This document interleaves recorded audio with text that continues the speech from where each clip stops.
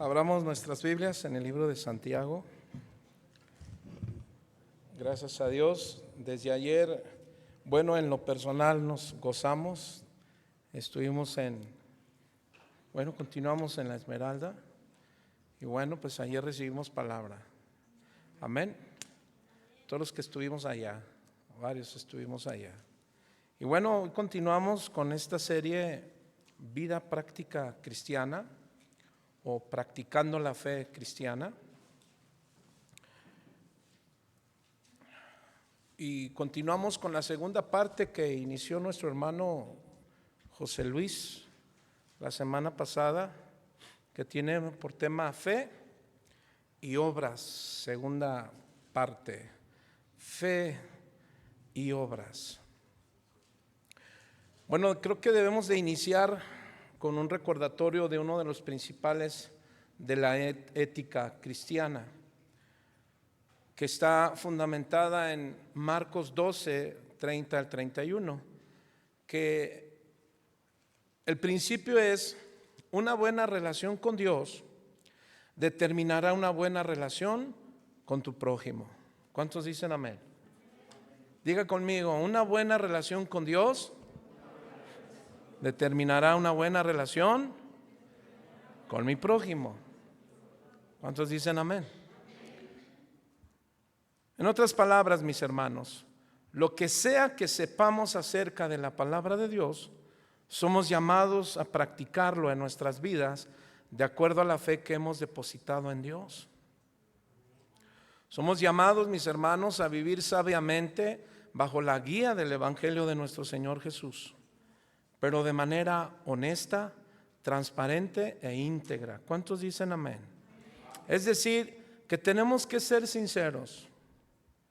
Tenemos que ser sinceros en todo lo que hacemos. Tenemos que ser honestos. Tenemos que ser transparentes e íntegros delante de Dios. Jesús reprendió muy fuerte a unos hombres que decían tener fe en Dios, solo que ellos depositaban esa fe en argumentos conocidos por todo el pueblo, como por ejemplo la oración, como por ejemplo el dar o el ayuno. Y Jesús los reprende muy fuerte, porque eran hombres que decían creer en Dios, pero sus obras eran muertas y sobre todo eran hipócritas. Es decir, que no había honestidad en su manera de vivir, de profesar su fe. Vaya conmigo a Mateo capítulo 6. Y Jesús da un mensaje interesante a los discípulos, a la multitud que le seguían. Recordemos que Mateo 6, el contexto es el Sermón del Monte. Y aquí Jesús, mis hermanos, en el Sermón del Monte que termina hasta Mateo capítulo 7, verso 29, Jesús habla muy fuerte de una fe sin obras, de una fe sobre todo no sincera. Hace un momento te dije qué importante es que nosotros seamos sinceros, ¿verdad? Que seamos honestos, transparentes e íntegros en todo aquello que sabemos de Dios, que todo lo que hagamos, lo hagamos para la gloria de Dios. Y Jesús da un anuncio a los oyentes y les dice esto, verso 1: guardaos de hacer, ¿qué? Guardaos. Esa palabra también en la traducción Las Américas dice cuídense. ¿De qué? De hacer vuestra justicia, ¿sí? Delante de los hombres. ¿Para qué, hermanos? Para ser vistos de ellos. De otra manera no tendréis recompensa de vuestro Padre que está en los cielos. Ahora, a partir de ahí, Jesús, mis hermanos, va a hacer algunas ilustraciones en cuestión de los que dan limosna, a partir del verso 5, de los que dicen que oran, a partir del verso 16, los que dicen que ayunan, y Jesús les dice en el verso 2: cuando pues den limosna, no hagan tocar trompeta delante de ti, ¿verdad? Como hacen ¿quiénes? Los hipócritas. Es decir, una persona que puede profesar una fe, pero que lo hace no con la manera correcta en la que debemos hacer las cosas, no para agradar a Dios, sino para agradar a los hombres. ¿Amén, hermanos? Y por eso Jesús les dice, para ser alabados por los hombres, de cierto os digo que ya tienen su recompensa. ¿Cuál es la recompensa de aquellos que hacen las cosas para ser vistos por los demás? Pues esa, que los vean. Verso 5, cuando oren, no sean como los hipócritas. Se refería a los fariseos, hermano. Amén. Que no eran honestos, no eran transparentes y no eran íntegros. Ellos tenían una fe, pero hueca. Una fe hueca. Porque dice, no sean como los hipócritas, que ellos aman el orar de pie en las sinagogas y en las esquinas de la calle. ¿Para qué, hermano? Para ser vistos. Subraya eso en tu Biblia. De los hombres, de cierto os digo que ya tienen su recompensa. Cuando tú ores, entra en tu aposento, cierra la puerta, ora con tu Padre que está en lo secreto. Ahí es donde mostramos nuestra honestidad, nuestra transparencia y nuestra integridad. Amén, hermano. Y bueno, en el verso 19, si tú sigues leyendo, Jesús habla y dice también, cuando ayunen, no seáis como ¿qué? No seáis austeros, como los fariseos, otra vez, porque ellos demudan su rostro para mostrar a los hombres que ayunan. En otras palabras, ellos decían que oraban, que daban limosna, que ayunaban, pero ¿qué creen, hermano? En realidad no hacían nada. ¿Por qué? Porque no tenían al Espíritu Santo. Porque no creían en Cristo. ¿Sí lo sabías? Más adelante, si nosotros seguimos leyendo el cuarto evangelio, que es Juan, encontramos a uno de entre esos hombres con un gran reconocimiento teológico llamado Nicodemo. ¿Recuerdas? A cual Jesús le dijo, tú tienes que nacer de nuevo. Tú tienes que tener el Espíritu Santo. ¿Por qué? En continuación y contexto de lo que se vio hace 8 días, una persona que no tiene el Espíritu Santo no puede dar buenos frutos. Amén. Ahora, lo primero es reconocer a Jesucristo. ¿Cuántos dicen amén? Lo segundo, ¿qué crees que es? Llenarnos de su palabra. Ahora, mis hermanos, somos llamados entonces a vivir sabiamente bajo la guía de nuestro Señor Jesucristo. ¿Cómo? De manera honesta, transparente e íntegra. El texto de Santiago, capítulo 2, del 18 al 26, vaya conmigo. Vamos a ver, porque Santiago conoce muy bien esto acerca de su hermano, de su medio hermano, Jesús. Y Santiago, en su capítulo 2, del 18 al 26, ¿ya lo tiene? Vamos a leerlo. Pero vamos a leerlo desde el verso 14 para entender el contexto, que dice, hermanos míos, ¿de qué aprovecha si alguno dice que tiene fe y no tiene obras? Probad la fe. ¿Podrá la fe salvarle? Ahora, hermanos, ¿recuerdan qué tipo de creyentes habían en esta iglesia? Eran judíos. ¿Sí o no? Y seguramente ellos pueden traer todas esas tradiciones de los que ya traían los fariseos, que hacían las cosas de manera no honesta, ni transparente, ni íntegra, que hacían las cosas para ser vistos. Pero aquí sí les dice algo muy interesante Santiago. Hermanos, ustedes ya tienen al Espíritu Santo, por lo cual deben de ser más transparentes e íntegros. Por eso Jesús decía en Mateo 7, si no mal recuerdo, o Mateo 6, Jesús les dijo, si sus obras no fueren mayor que la de los fariseos, no entraréis al reino de los cielos. Pero no habla de entrar al reino, al cielo, refiere a recibir la gloria de Dios. Y Jesús dijo muy claro, hermano, léalo ahí en Mateo 6 que estábamos leyendo, y Jesús les dice, si sus obras no fueran mayor que la de los fariseos.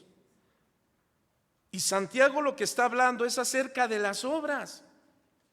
De manera que estos fariseos no podían dar el fruto correcto. ¿Por qué? No podían ser honestos, transparentes e íntegros porque no creían en Jesús. Pero ahora Santiago les está diciendo a los judíos que estaban aquí en esta congregación: ustedes creen en Jesucristo, ustedes tienen al Espíritu Santo. Ahora esa fe tiene que dar, diga conmigo, fruto.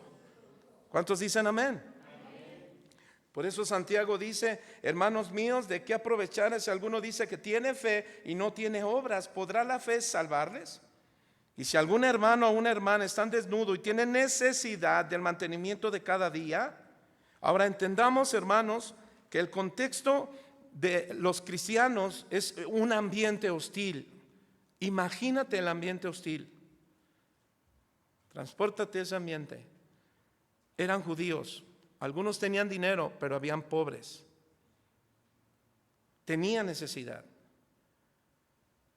Y les dice entonces: y si un hermano o una hermana está desnudo y tiene necesidad del mantenimiento de cada día, y alguno de vosotros le dice: id en paz, calentaos y saciaos, pero no les dais las cosas que son necesarias para el cuerpo, ¿de qué aprovecha?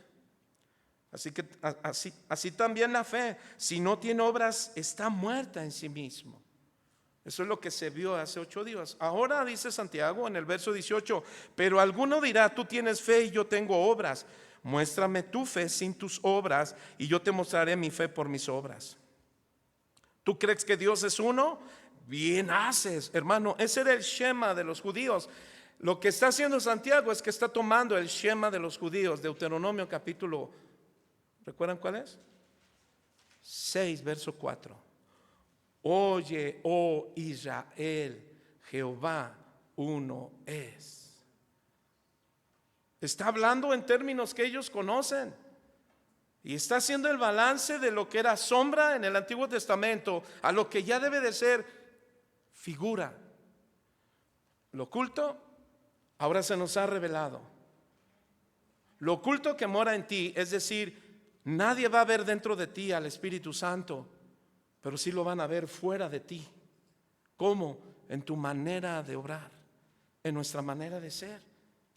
Por eso entonces sigue diciendo Santiago, verso 19: también los demonios creen y tiemblan. Es decir, hermanos, los demonios son ortodoxos, ¿sí lo sabían? Ellos creen en Dios, ellos adoraban a Dios, ¿sí o no? El asunto es que no obedecen ya a Dios, ellos están condenados. Ellos ya no pueden producir obras de arrepentimiento.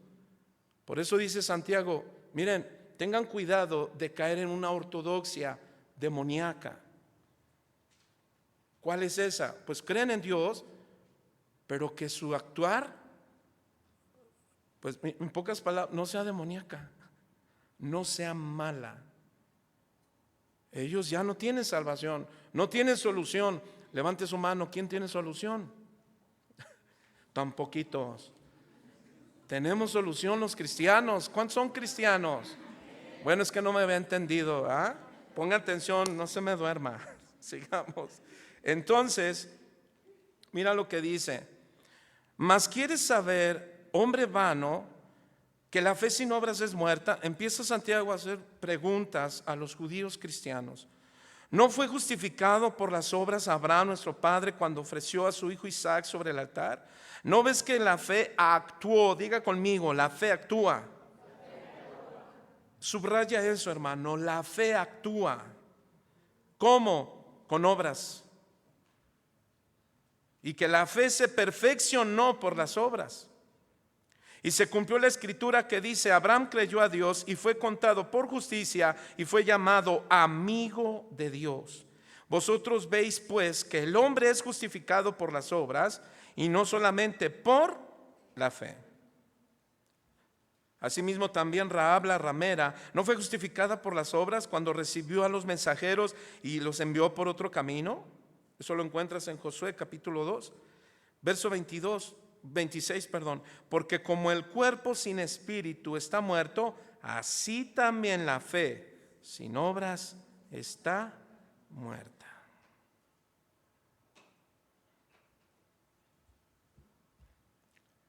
Ahora, con esta frase Santiago, mis hermanos, entonces concluye la primera parte de su argumento. ¿Cuál? ¿Es la fe vacía? Que a veces se confunde o se disfraza para ser o para que parezca una fe verdadera. Pero una fe vacía, hermano, es decir, que no tiene obras, nunca va a ser aprobada por Dios.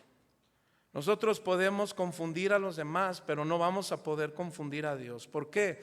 Porque Dios todo lo ve. ¿Cuántos dicen amén? En lo secreto. Ahora, Santiago, mis hermanos, nos ha enseñado que simples palabras separadas del fruto de la fe son como nubes secas. Por eso es que nos dice, pero el que tiene, en esta traducción dice, pero el que tiene bienes de este mundo y no ve a su hermano tener necesidad y cierra contra él su corazón, ¿cómo mora el amor de Dios en él? Ahora surge algo bien hermoso, porque también Pedro en el mismo contexto da su punto de vista. Juan, en primera de Juan capítulo 3 verso 17, y Juan dice en la Nueva Versión Viviente: pero si alguien está bien económicamente y no ayuda a su hermano que está en necesidad, ¿cómo puede haber amor de Dios en él? Verso 18: hijitos míos, que nuestro amor no sea solo de palabra ni de labios para afuera, sino que amemos de veras y demostremos con hechos. Reina Valera dice: amémonos ¿cómo? De corazón y no de labios solamente. En otras palabras, tanto Santiago como Juan están diciendo: si persisten en una fe pero no tiene obras, es vana su fe. De manera que la fe, mis hermanos, dice Santiago, que una fe es como un árbol que da frutos. La fe es como un árbol frutal. Diga al que está a su lado: mi hermano, tú eres como un arbolito, ¿verdad? ¿Y cuántos recuerdan que Jesús así también dijo? Ustedes, a un árbol se conocerá, Mateo capítulo 7, por sus frutos. Entonces, ¿qué es lo que se espera de un árbol, hermano? ¿Qué tiene que dar un árbol frutal? Pues frutas, frutos, ¿cierto? Entonces, ¿cuántos recuerdan a Jesús cuando vio aquella higuera? Iba con sus discípulos y vio una higuera que ¿qué estaba haciendo? No daba fruto, estaba seca. Y recordemos que la higuera representaba simbólicamente ¿a quién? A Jerusalén. Y lo que vio Jesús a Jerusalén, que tuvo compasión, es que no había frutos. Y le dio una enseñanza importante a sus discípulos, y dice que a ese árbol, a esa higuera le dijo: por cuanto no das fruto, ¿qué le dijo? Sécate. Porque lo que Dios espera de nosotros, los que tenemos fe, es que demos fruto de esa fe. ¿Cuántos dicen amén? Hermano, nuestra fe no puede ser estéril. Si nuestra fe es estéril, es decir, si no estamos dando fruto, ahorita vamos a ver qué tipo de frutos. Porque los frutos que Dios espera de nosotros es una vida que está siendo constantemente perfeccionada. ¿Cuántos dicen amén? ¿Cuántos sabemos que como creyentes estamos en un proceso que durará toda la vida? Hermanos, no podemos. Escuchaba a uno de esos predicadores de la prosperidad, pero fíjate que, y lo escuché no porque anda ahí viendo, que andan diciendo y eso, no. De repente ahí salieron, es que tengo a alguien que todavía es de la prosperidad, bueno, que está aquí al asunto, y yo lo saludo, y de repente ahí platicamos un poco. Pero entre sus palabras dijo algo: si te la pasas, algo así, voy a parafrasear, no recuerdo bien, pero dice: si te la pasas viendo o queriendo corregir siempre lo incorregible, te vas a estancar. Yo me caí pensando y dije: Acuérdate, estoy parafraseando. Pero yo dije, oye, entiendo un poco eso, y sí es cierto. Fíjate que no se trata de que nosotros que tenemos sana doctrina estemos tratando de caer en un legalismo de cambia. Dígale al que está a su lado, cambia. Pórtate bien. Siempre habla bien. Sé bueno. Hermano, porque lo único que vamos a hacer es pura gente marioneta, pura gente controlada. Y entonces vamos a caer en un legalismo. Ahora, la vida práctica cristiana no es un legalismo, es una exigencia de Dios. ¿Cuántos dicen amén? Entonces, no se trata de hacer familias, padres, madres e hijos perfectos, que tienen familias perfectas. No, mis hermanos. La sana doctrina equilibrada no intenta hacer familias que digan, oh, qué ejemplo de familia, yo quiero un ejemplo. No, yo no hablo de familias perfeccionistas. Lo que estoy diciendo es que seamos familias que brillemos en un mundo oscuro, que seamos padres, madres e hijos que vivamos para la gloria de Dios, que seamos como Juan el Bautista. Bueno, ese no es nuestro fin. ¿Quién era Juan el Bautista? ¿Recuerdas que dijo Juan el Bautista? Yo no soy la luz, pero soy testimonio de esa luz. Él estaba para proclamar el año agradable del Señor, para dar libertad a los cautivos. Es lo que Jesús decía. ¿Cuántos dicen amén?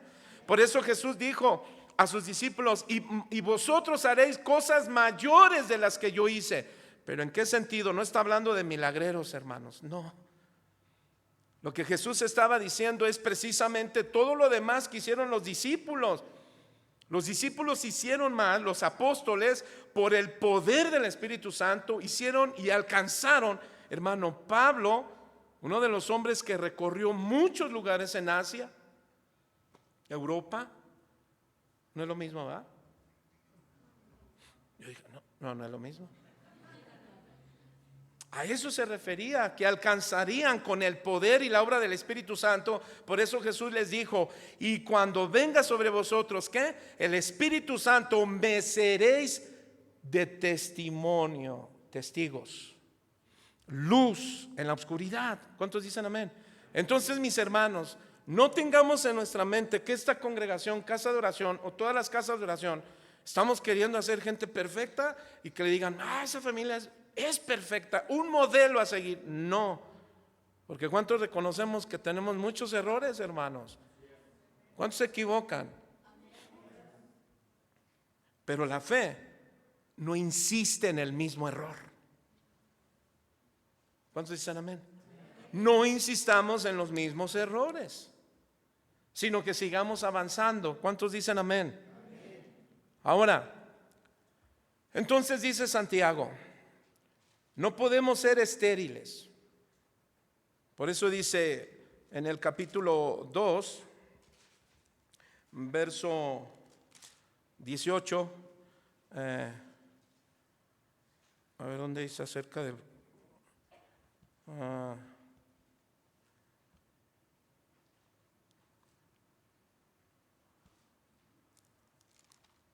se me fue el texto donde habla acerca de dar fruto. Bueno, ahorita se me fue el punto. Ok, pero regreso al otro. Entonces dice Santiago que nuestra fe no debe de ser estéril y no puede llevar el nombre de árbol frutal. ¿Por qué? Porque si en verdad somos un árbol de la fe, tenemos que dar, diga conmigo, fruto. Entonces dice Santiago, si la fe no produce su fruto, ¿qué es? Muerta en sí misma. Es decir, está muerta por dentro y por fuera. En realidad, entonces, lo que Santiago quiere decir, hermano, que la persona, el creyente que profesa una fe, si no está dando fruto, si su vida no está teniendo cambios radicales, no superficiales. Hermanos, el error más grave es que alguien quiera solamente un cambio superficial. Es decir, sí reconozco, Señor, que tengo que cambiar esto en mi vida, que debo dar fruto. ¿Qué es fruto? Buenas obras. Tus buenas obras, tu buena manera de vivir cristianamente hablando. Amén, hermanos. Entonces, nosotros como padres necesitamos a Dios y nuestros hijos necesitan a sus padres. ¿Sí lo sabías? Nosotros somos una pieza importante porque por eso Dios nos dio como herencia a nuestros hijos. Y nuestros hijos deben de ver fruto. Me estoy comprometiendo. Mis hijas deben de ver frutos en mamá y en papá.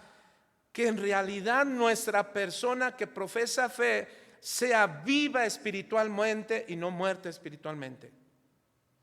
Decía un predicador, si la fe es genuina, entonces producirá buenas obras. Si las obras están encaminadas a agradar a Dios, entonces tendrán un resultado de una fe viva.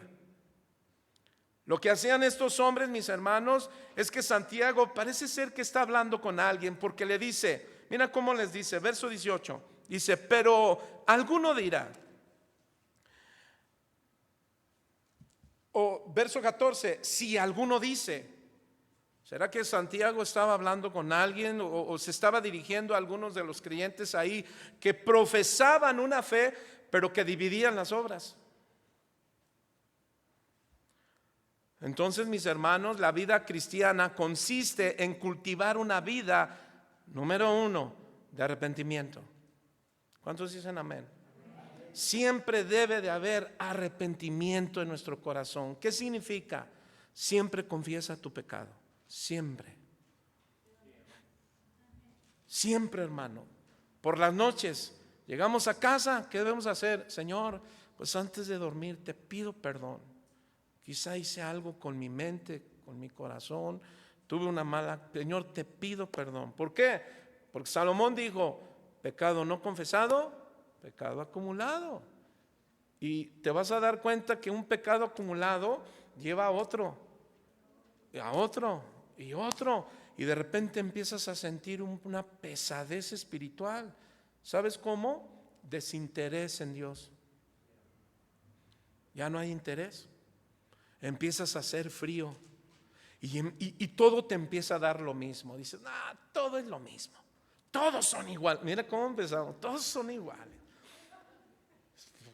Puros hipócritas, de verdad, así empieza el corazón. Todos caemos en ese error, esa es una naturaleza. Entonces, amados hermanos, los que escriben, la vida cristiana consiste en ¿qué? En cultivar una vida de arrepentimiento, número uno. Número dos, de fe. Nuestra fe tiene que estar en el autor y consumador que es Cristo. ¿Cuántos dicen amén? Por eso es que Jesús nos dejó una palabra divina, en orden. Tú y yo debemos estudiar la Biblia sistemáticamente, llevar un orden. No somos los creyentes que dicen, Señor, en el nombre de Jesús, háblame. Quiero hacer tu voluntad, Señor, háblame. Padre, ¿será Él? Dime, Señor. Y te imaginas que le digas, Señor, dame una contestación, una afirmación. A mí me dijeron que donde yo quiera que hable la palabra, yo tengo que tener fe y ahí me vas a hablar. Y dice, toma una piedra de molino, toma una soga, amárrala en tu cuello y aviéntalo a lo más profundo de la mar. ¿Lo vas a hacer? Ay, claro que no lo harías. Entonces, de esa manera no se lee la Biblia y tu fe no crece de esa manera. Esa es una manera equívoca de fortalecer la fe. La fe es importante porque dice el autor a los Hebreos que sin fe es imposible agradar a Dios.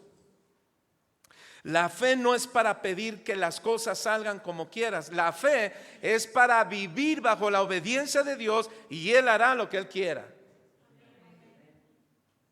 Entonces, número uno, la vida cristiana consiste en cultivar una vida de arrepentimiento. Número dos, de fe, que es lo que Santiago nos ha estado hablando durante estos capítulos.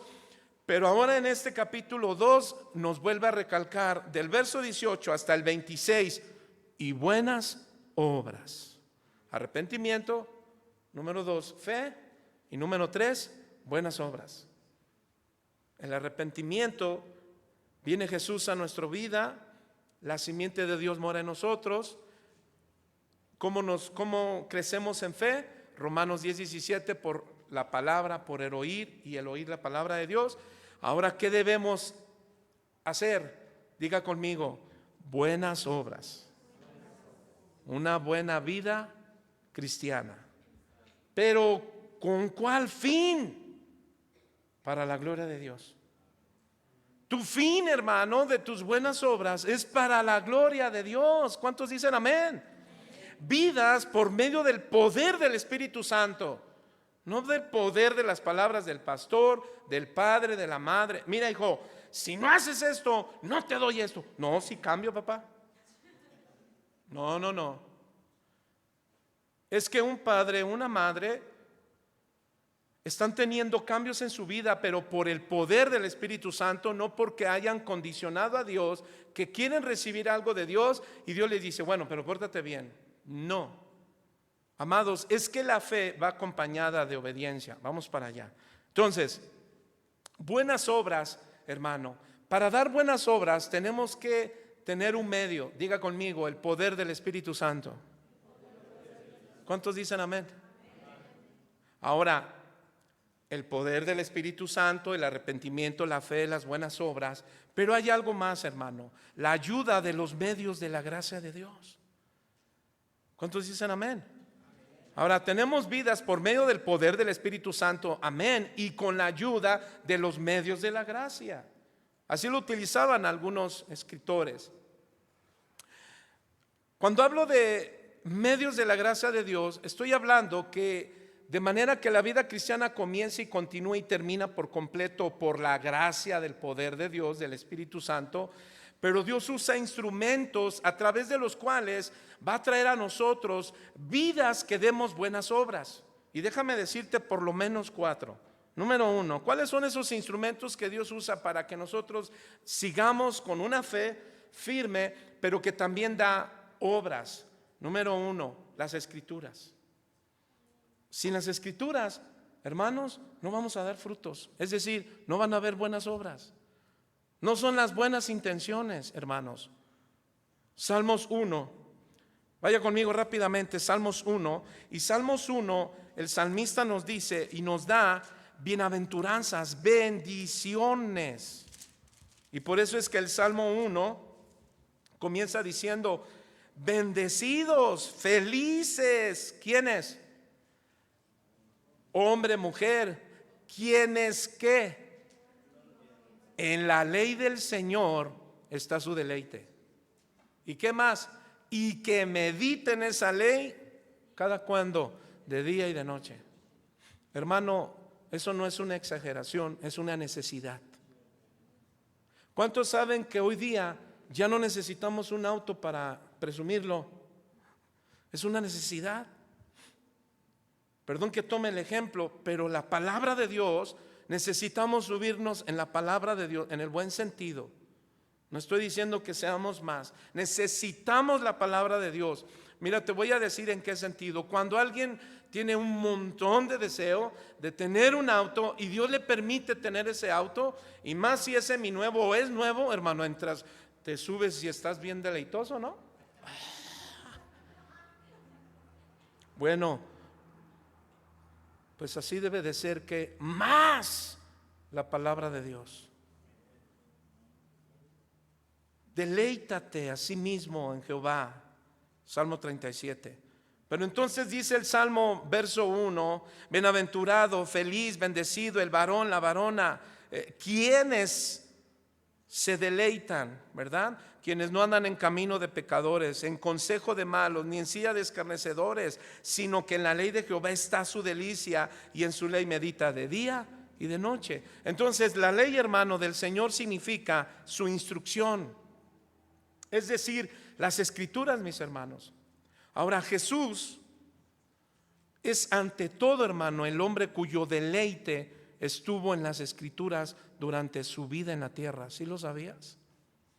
En Lucas, 2:52, ahí ustedes recordarán, si tú le empiezas a leer desde no sé si es del verso 31 o 41, pero recuerdan que ellos van en camino a Jerusalén, ¿verdad? Se acercaba la Pascua, va María, José, van Jesús, y de repente que se les pierde el niño.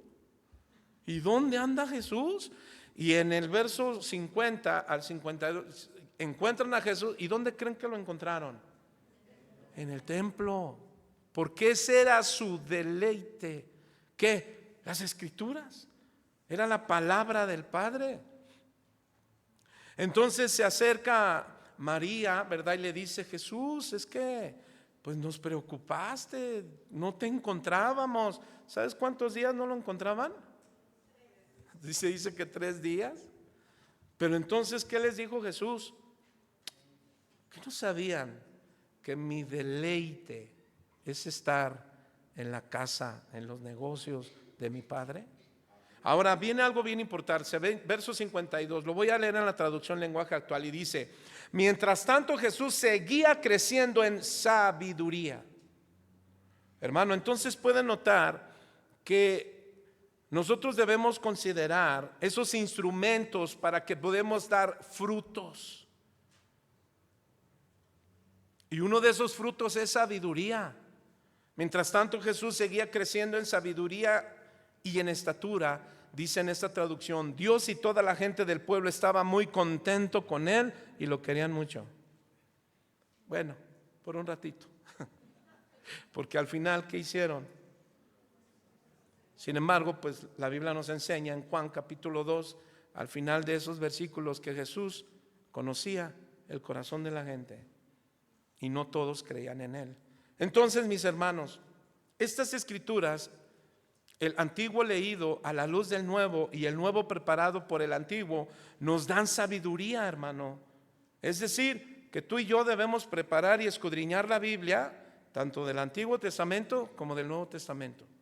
¿Amén o no amén? No solamente el nuevo y te quedes en el nuevo, también estudia el antiguo, pero no lo separes del nuevo, porque va uno con el otro. ¿Cuántos dicen amén? ¿Para qué? Para recibir sabiduría. Y la sabiduría es cómo aplicar el conocimiento adquirido.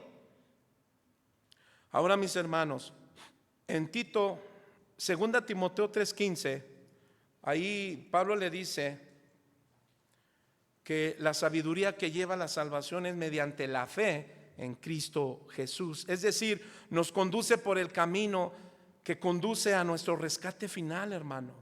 Entonces, la vida cristiana se nutre de las escrituras. ¿Cuántos dicen amén? Tus buenas obras se nutren ¿de dónde? De las escrituras. ¿Cuántos tienen al Espíritu Santo?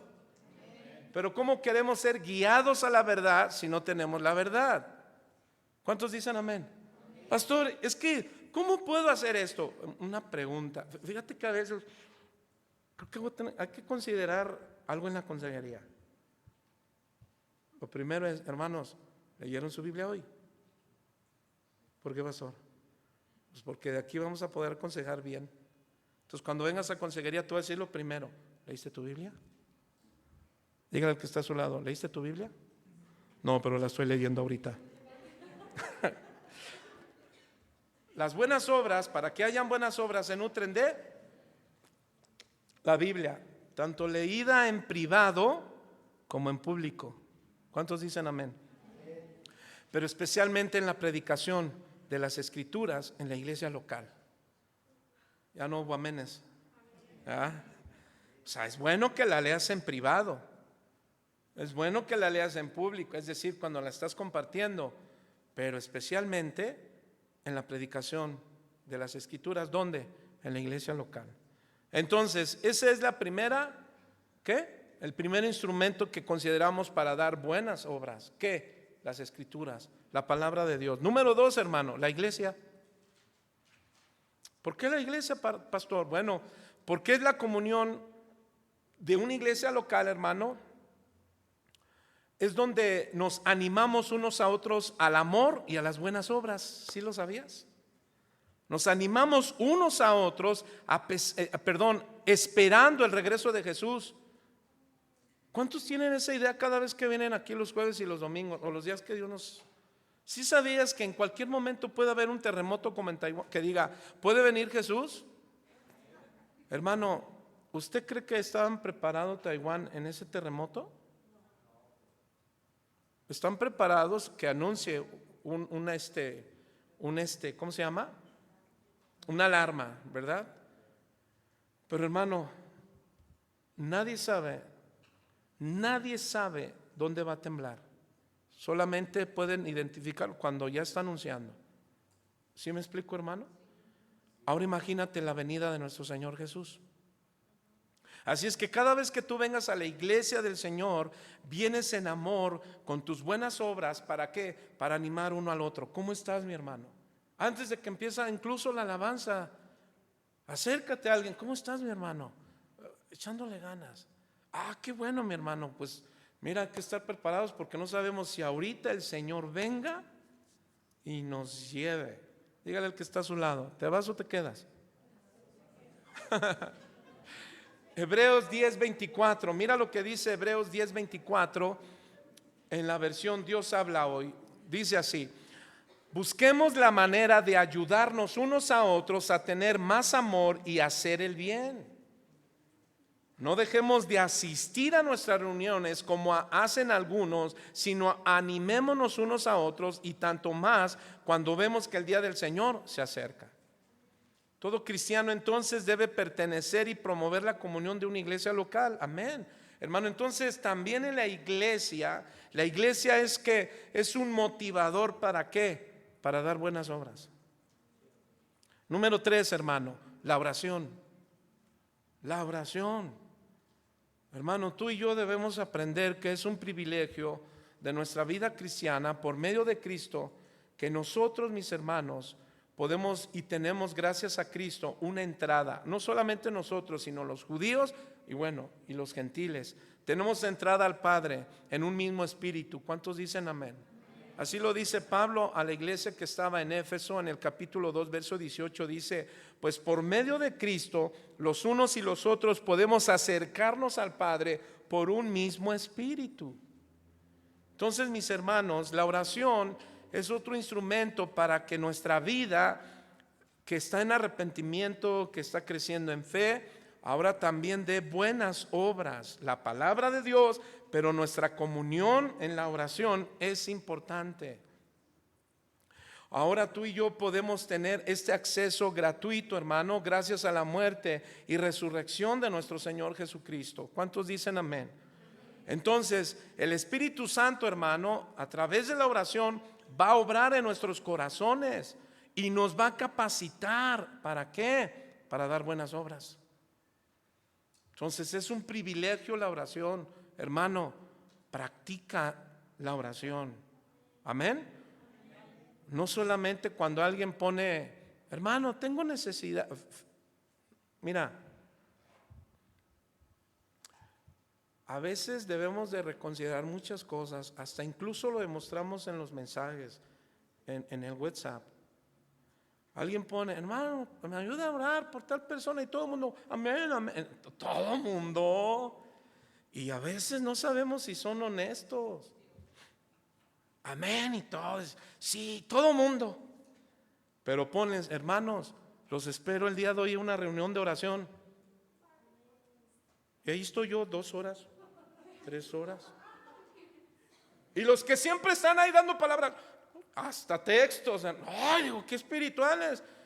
Pero cuando se les llama a la oración, nada más no hay un amén, ni nadie hace esto. Es más, ni siquiera esto.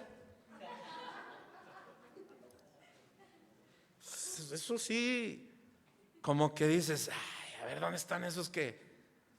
Ay, no se digan los cumpleaños. Yo fui el primero que pues, hermano, y todo el mundo, felicidades, etcétera. Hermano, hay muchas cosas que hay que ordenar. ¿Cuántos dicen amén? La oración es una de ellas. Entonces, tú y yo tenemos acceso a la oración. ¿Cuántos dicen amén? Y número 4, hermano, otra herramienta más que tenemos para dar buenos frutos: la adoración a Dios. La alabanza, la adoración, mis hermanos, debemos entender que es una reverencia a Dios. ¿Cuántos dicen amén? Y que es, número uno, privada, pero número dos, también es pública. Lo debes hacer en casa. Todo esto que estoy diciendo, ¿sabe dónde comienza? En casa. ¿Y sabes dónde se va a reflejar? En la iglesia. Por eso, cuando yo veo, no es mi intención ver, pero de repente ando adorando al Señor. Como pastor es imposible que andemos así, hermano. Ya voy a usar lentes que de repente se van a nublar para que no vean. Pero fíjate, a veces en lo personal, pero no me cabe en mi cabeza que cuando estamos adorando alguien tenga un celular y lo esté viendo. Gracias, mi hermano, muchas gracias. Ahora no estoy condenando con esto no, esa no es mi intención. La intención es ver que estas herramientas son sumamente importantes para que demos fruto. La adoración es algo importante, la alabanza es algo importante, es darle a Dios la reverencia, el honor que Él merece. ¿Cuántos dicen amén? Entonces, si decimos que adoramos a Dios en nuestros hogares, debemos hacerlo ¿dónde? En la iglesia. Es una celebración, mis hermanos. Salmo 145:3 dice: grande es Jehová y digno de suprema alabanza, y su grandeza es inescrutable. Generación a generación celebrará tus obras y anunciarán tus poderosos hechos. Ahora Jesús dijo en Juan 4:23-24 que la verdadera adoración debe de ser en espíritu, es decir, que involucres todo tu corazón, toda tu mente y todas tus fuerzas. Cuando tú adores a Dios, involucra todo tu corazón, toda tu mente y todas tus fuerzas. No estés distraído en nadie más, ni en ningún asunto. Cuando estés en tu trabajo, ahí pon todo tu corazón, toda tu mente y todas tus fuerzas. Pero no que supla a Dios. ¿Me explico? Pero cuando estás en la casa de Dios, ¿a qué vienes a la casa de Dios? ¿A qué entró Jesús al templo y quitó todo lo que quitó? Ya no estaba ¿qué? La objetividad del templo. ¿Cuál era? Adorar a Dios, orar al Padre, ¿sí o no? ¿Y qué estaban haciendo?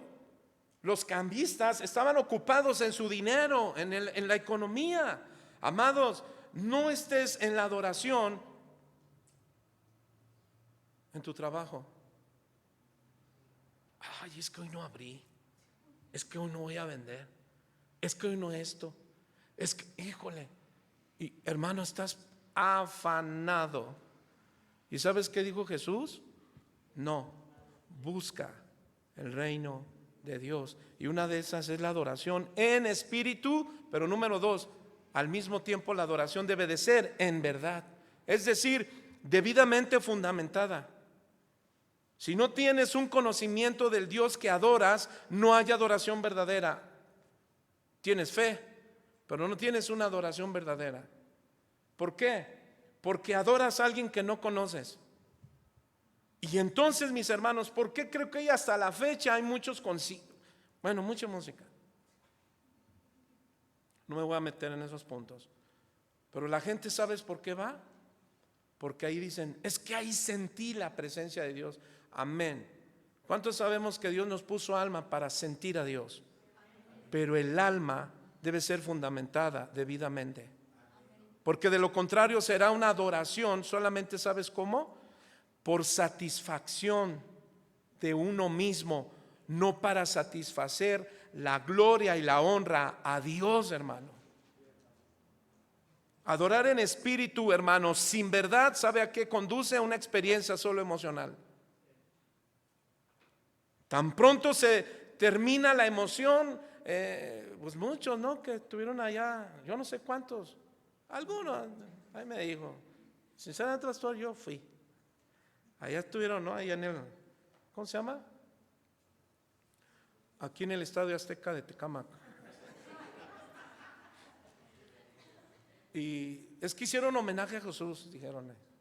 Y ahí estuvimos y sentimos, miren hermano, esas solamente fueron experiencias emocionales. Tan pronto termina la emoción, ¿qué cree? Cuando el fervor se enfría, ¿qué cree que se enfría? También la adoración. Entonces la verdadera adoración debe de ser en espíritu y en verdad. ¿Cuántos dicen amén? Sin espíritu puede resultar solo un encuentro seco y sin pasión. Si es que la mejor combinación son ambos, en espíritu y en verdad. Amén, hermanos.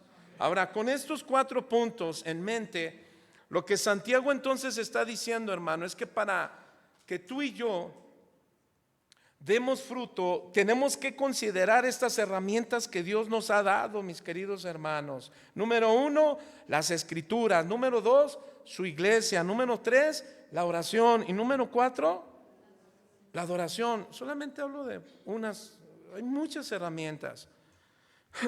Ahora, el desarrollo, mi hermano, de la buena vida cristiana práctica es habilitada por el Espíritu Santo. Por eso es que Pablo escribió a la iglesia en Filipos, capítulo 2, del 12 al 13, y dijo: ocúpense en su salvación con temor y temblor, porque Dios es quien obra en ustedes tanto el querer como el hacer. ¿Para qué?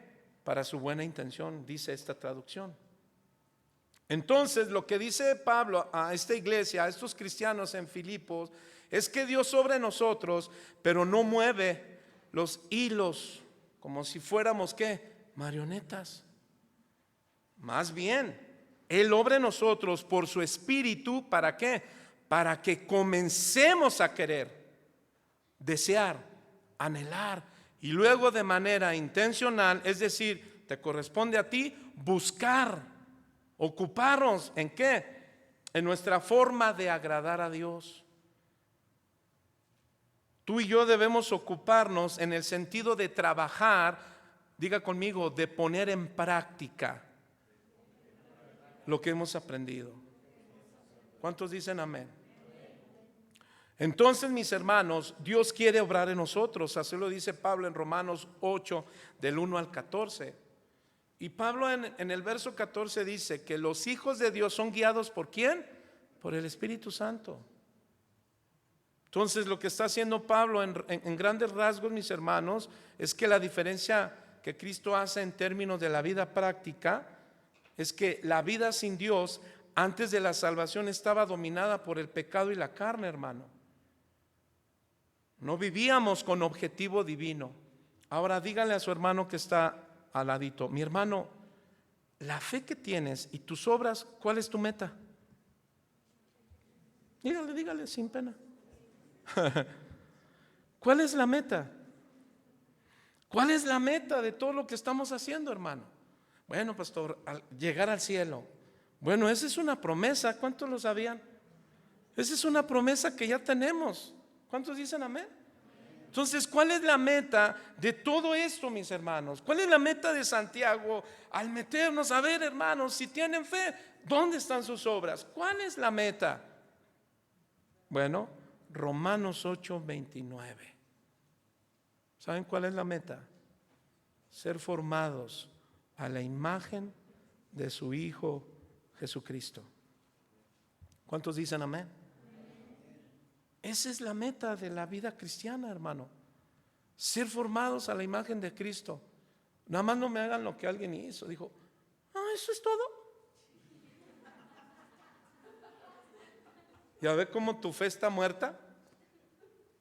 Yo pensé que iba a decir: amén, gloria a Dios, sí, esa es mi meta.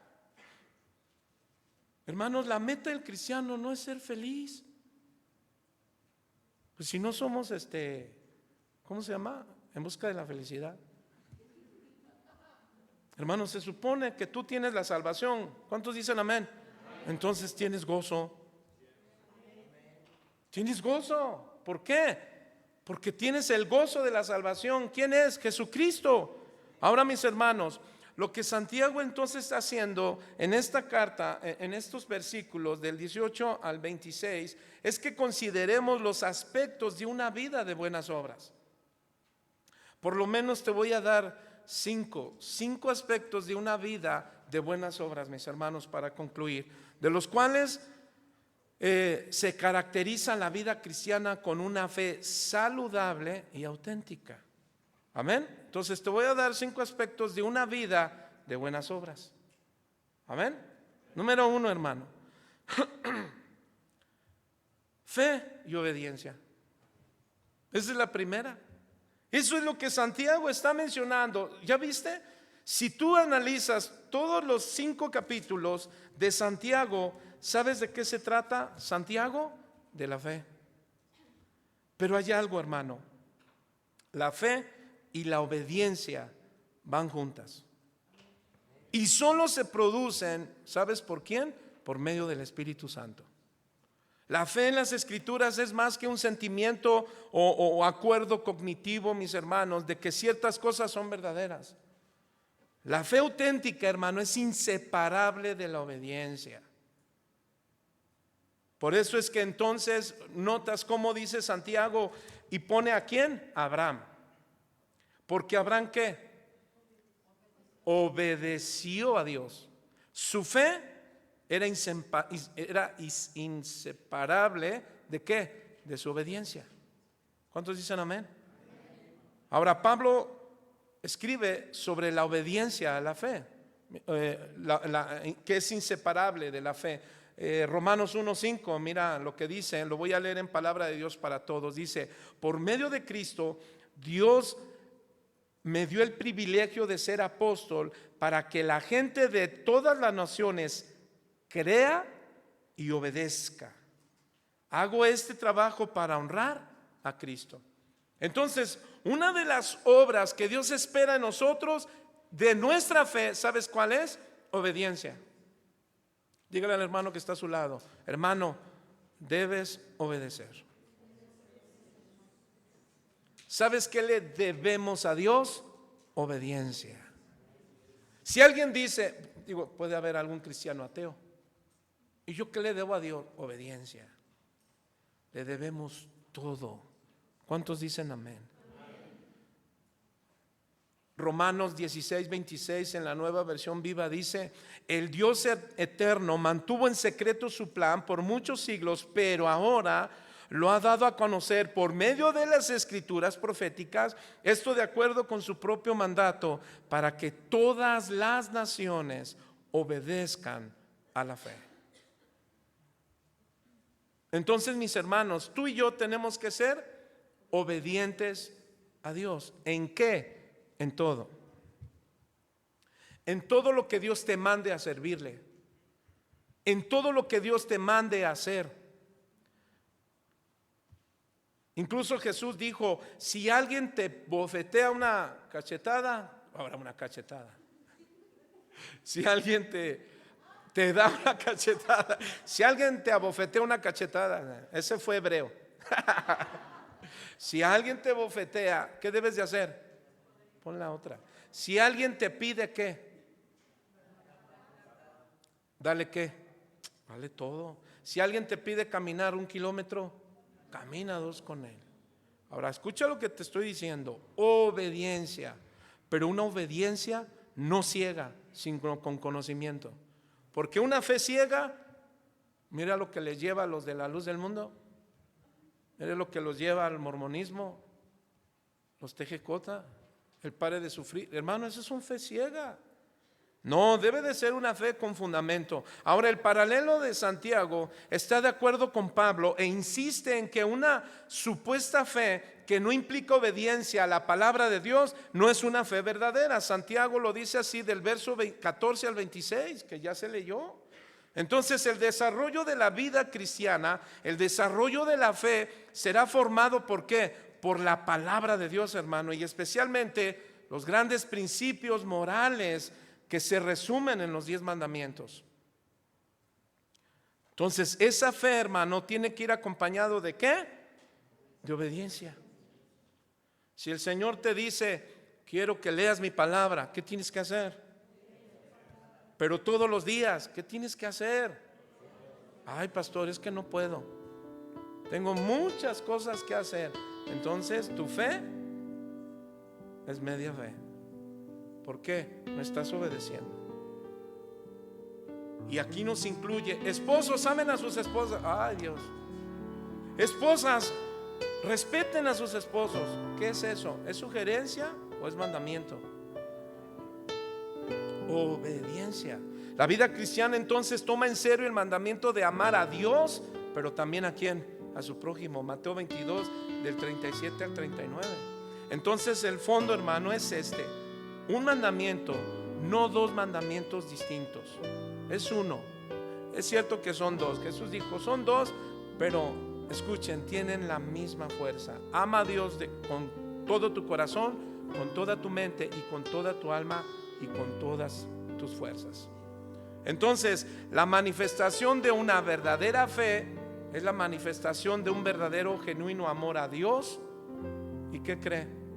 Que será la consecuencia, ¿sabes cuál es? Es el amor al prójimo. Esto incluye a quién crees. Primero, tu familia cercana. Después, aquellos que viven en nuestra localidad, pero también a muchos otros. En tu trabajo. ¿Cuántos dicen amén?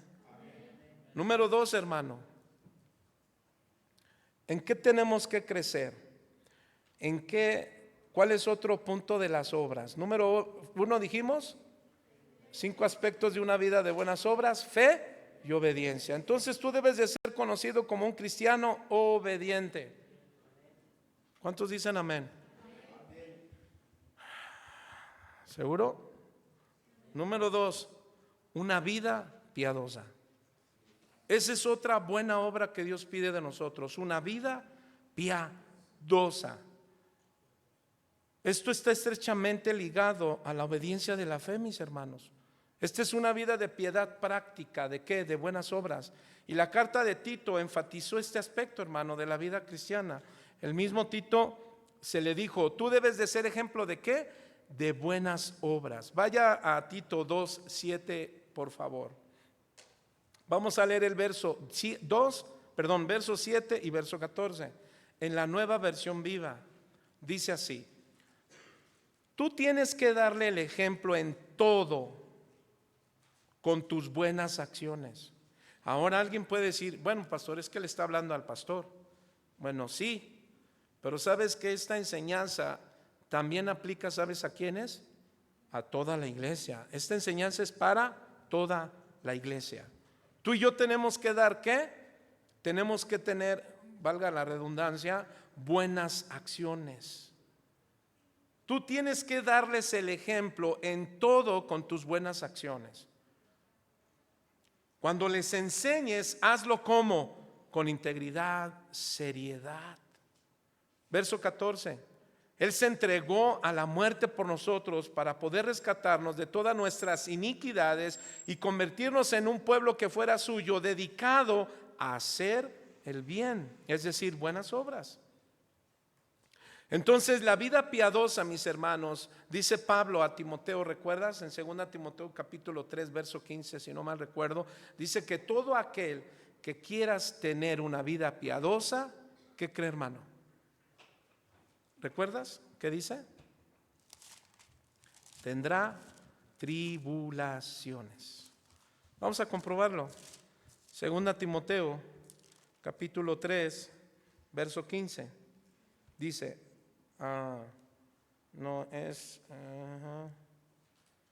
verso 12, perdón, dice: y también todos los que quieren vivir ¿qué? Piadosamente en Cristo Jesús padecerán persecución.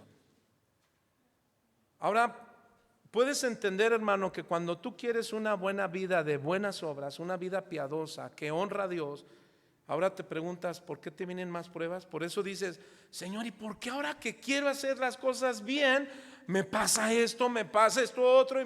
Bueno, pues aquí dice Pablo que los que quieren dar frutos de una vida piadosa, y es que eso es una demanda de Dios para nosotros, una vida, diga conmigo, piadosa. Amén.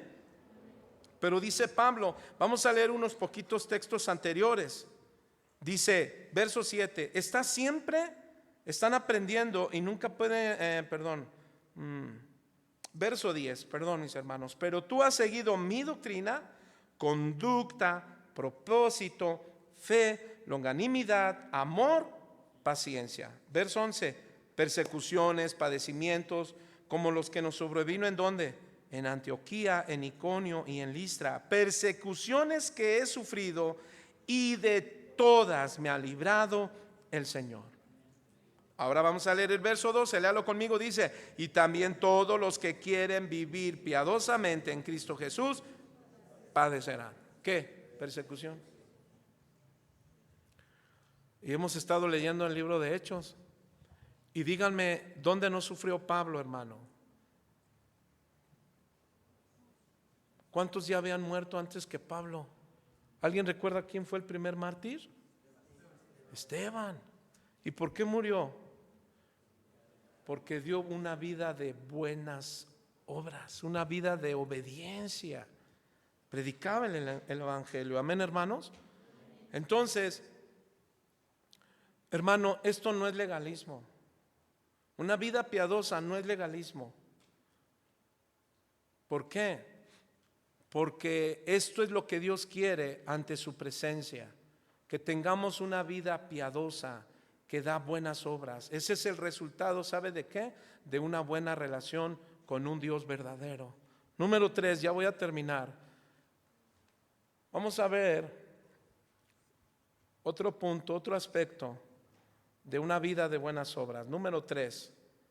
¿Sí es 3? Abnegación y sacrificio. Abnegación y sacrificio.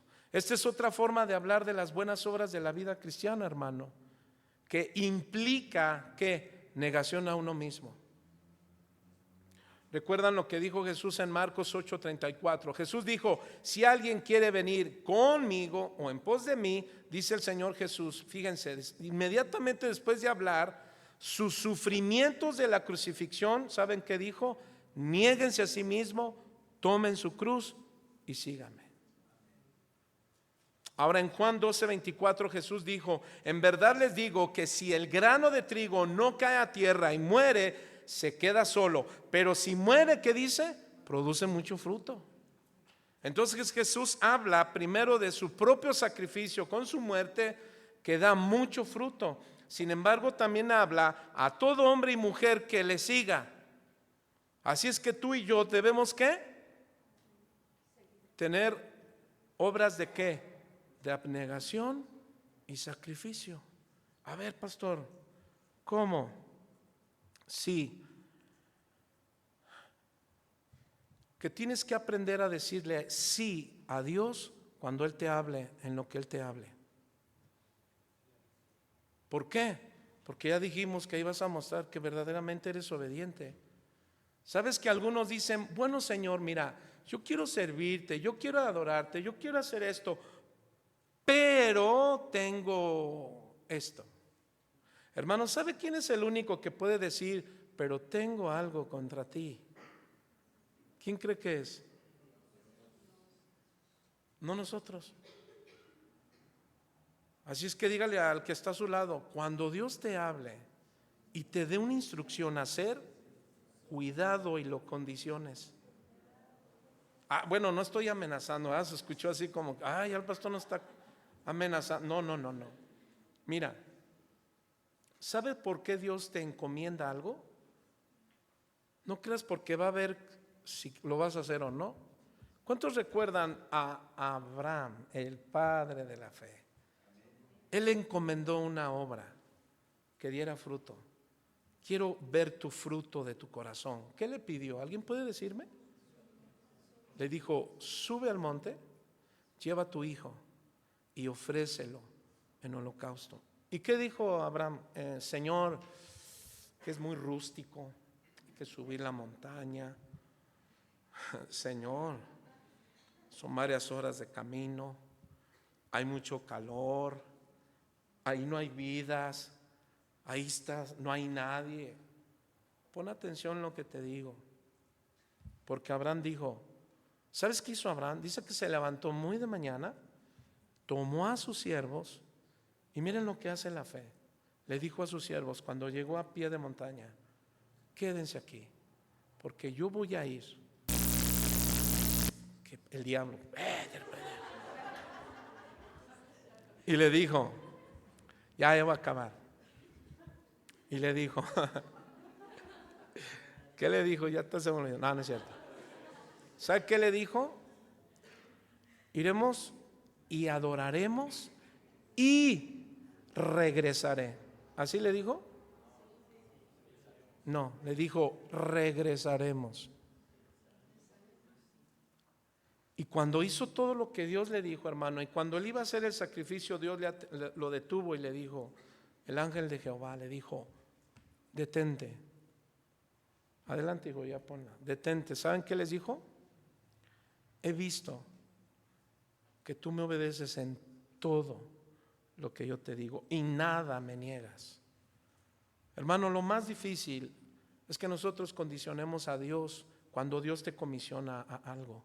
Cuando Dios te llame a hacer algo, escucha bien, hermano. Primero, checa que sea Dios. Y número dos, si Dios te dice, hazlo. ¿Sabes por qué? Porque si Él te dijo que lo hagas, es porque Él sabe, o mejor dicho, Él confía en ti. Y termino.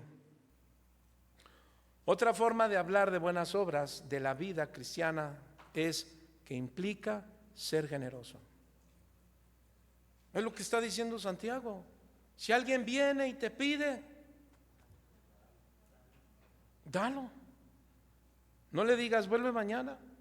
O no se lo mandes a un hermano, a alguien que venga a ti que te diga, oye, no, ya identificaste que es una persona que nada más quiere. Y de repente dices, no, pues se la voy a llevar al pastor. ¿Y por qué a mí? ¿Te tocó a ti?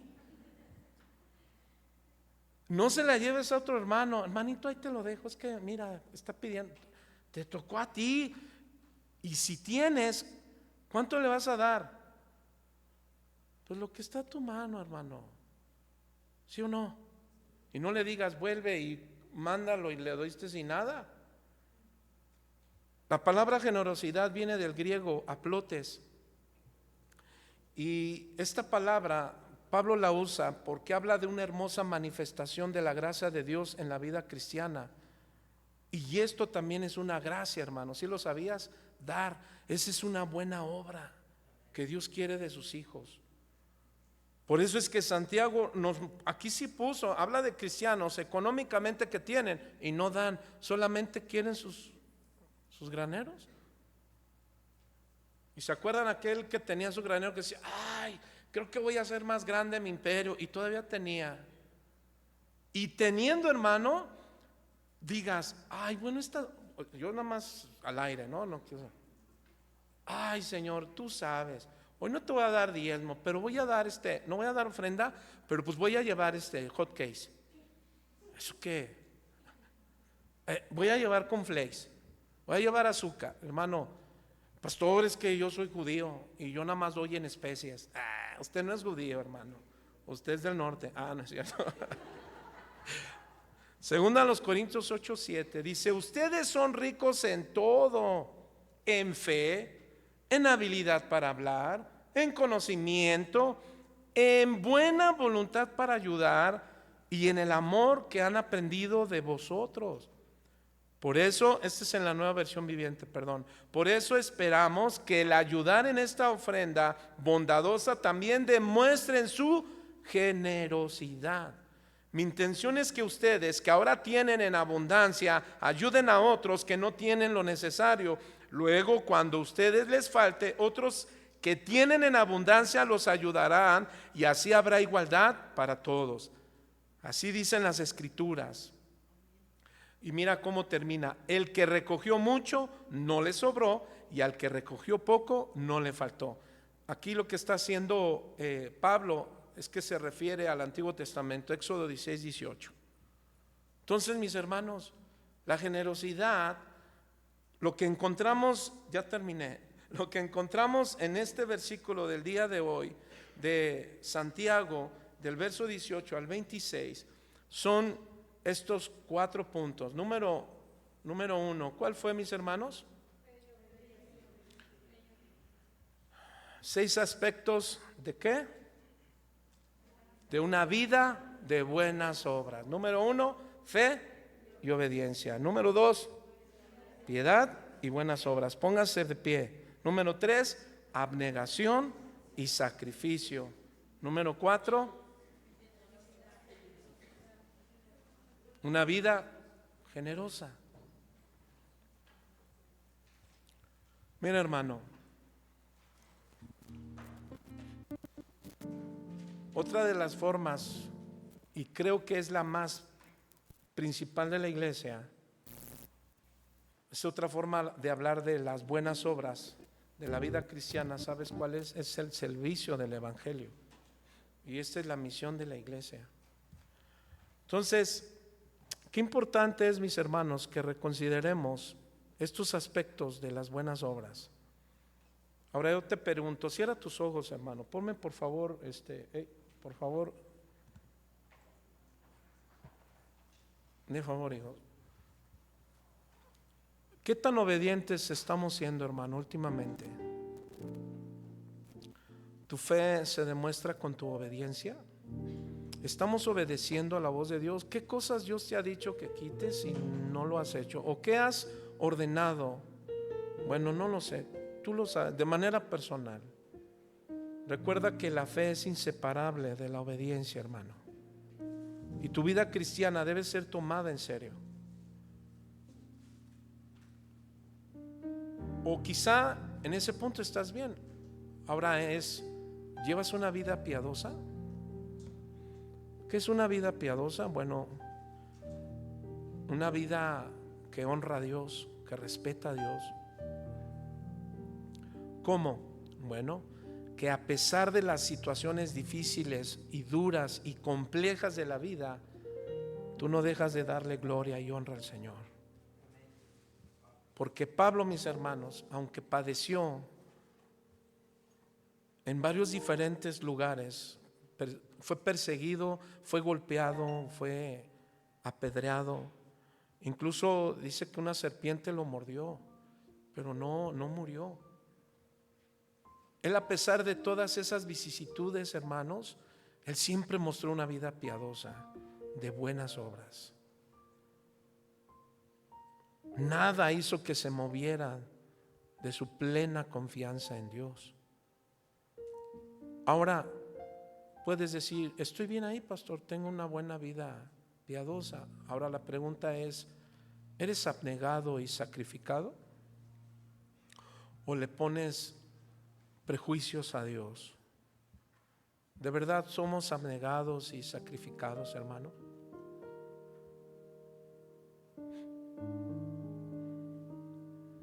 ¿Estás tomando tu cruz y seguir al Señor en todo lo que Él te ha pedido que hagas? ¿Estás reconsiderando servir los que aún no han servido? Claro, si tienes el llamado.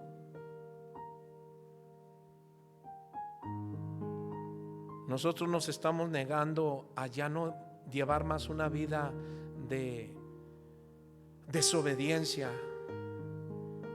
Ahora mi vida de abnegación y sacrificio es que obedezco a Dios sinceramente. O tal vez si eres una persona abnegada y sacrificada, la pregunta es, ¿eres generoso? ¿Das en realidad lo que Dios te ha pedido o solo das a Dios lo que te sobra? ¿Has ayudado a aquellos que tienen necesidad? Bueno, en todos estos puntos, mis hermanos, nosotros debemos reconsiderarlos día con día.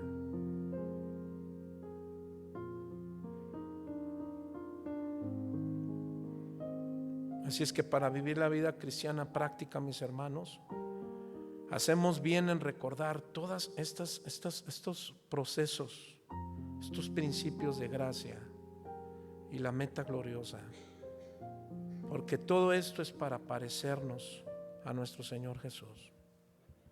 Así es que, mis hermanos, regocíjate a diario en todo lo que Dios ha hecho por ti en Cristo Jesús. Dios nos ha dotado, mis hermanos, para lo que necesitamos para nuestra vida cristiana piadosa. Así es que recordemos, hermano, que la esencia de la vida cristiana es un asunto del corazón. No es un asunto de coeficiente, de mentalidad, es un asunto del corazón. Es decir, que todo lo que has aprendido de la palabra de Dios, ahora lo lleves a lo profundo del corazón para que esa palabra, esa semilla muera y dé fruto. Señor, ayúdanos a tener una vida cristiana. Todo esto